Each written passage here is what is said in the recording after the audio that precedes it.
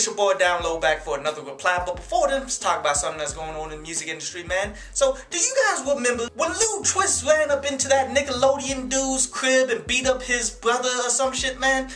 They trying to get that man like 9 felonies for that and have him in jail for 25 fucking years. And the fucked up thing about this is Ludacris really didn't sell any records like that, so he's probably going to be sitting up in jail just like Bobby Smarter is. It's fucking ridiculous they try to throw the book at him just over an ass whooping type shit, dude. But anyway, on to today's album review, and it's to that Ludacris Ludaversal.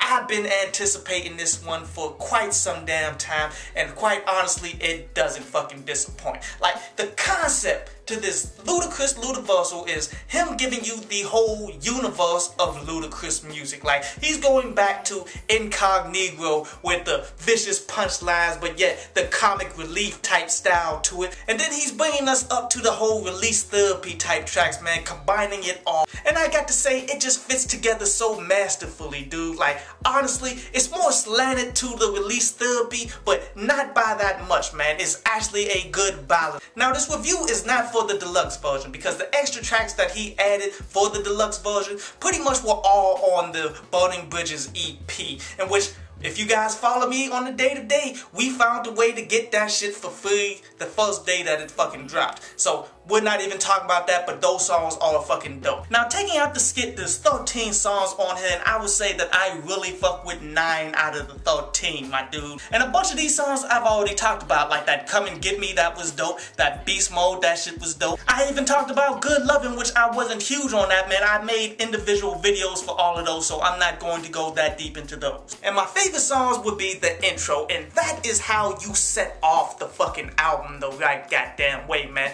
That shit was fucking dope. David Banner, hats off to that man for that production. I like the Come and See Me interlude, in which I was a little upset about it at first because it was a dope ass track that could have been its own standalone joint. It did not have to be the interlude going into another dope ass song. But yet I can see how they are connected, man, and they are both on the same level of quality, so I'm okay with it. Ocean Skies, probably the most powerful song, where he's going into his father dying from alcoholism and such, and then he hits you with little tidbits and shit like, damn, I would have made it even worse because I got this control. Like, that song was fucking awesome.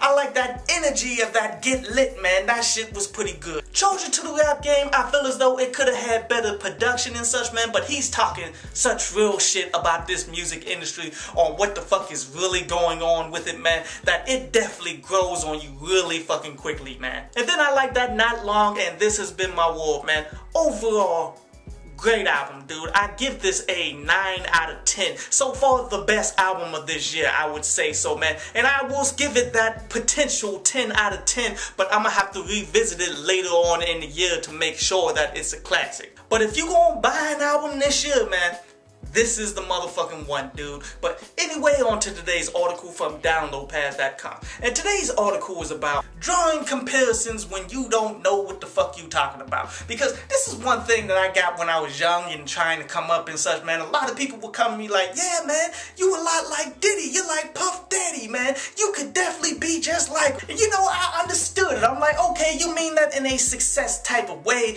but the direction that I'm going is a whole lot different than the direction that Puff did. And secondly, Puff wasn't that great of a musician.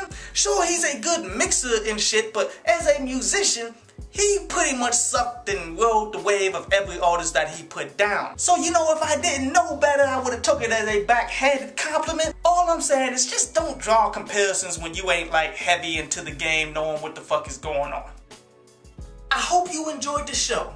You can follow me at Twitter up there, and you can go to downloadpass.com, that's down there, to read today's article.